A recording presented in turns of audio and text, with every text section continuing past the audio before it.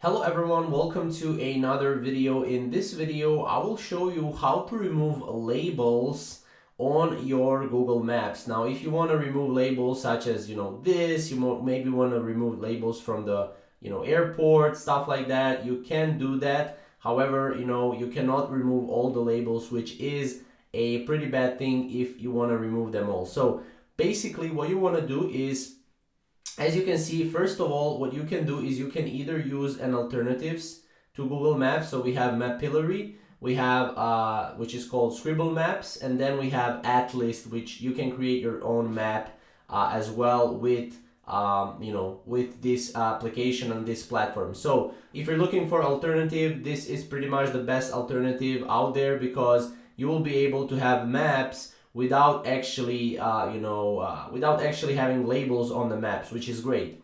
However, what can you do to remove the labels in the Google Maps? Now, as you can see, if you need a label-free view of any area, you can easily toggle this option in the map details settings when you select the satellite view. Unfortunately, the satellite view is the only option that works with the label checkbox, so other views will show the option grayed out. Now, if you go to this right here on your email or on your Google, you will be able to go and you will be able to see basically that. So as you can see, open Google Maps in your browser. You can also access it from your Google Chrome main page by clicking the 9 dot, and you can go to Google Maps here. And from here, as you can see, you will have this hover over the layers menu, which is down below. And in the layers, as you can see, you will have more.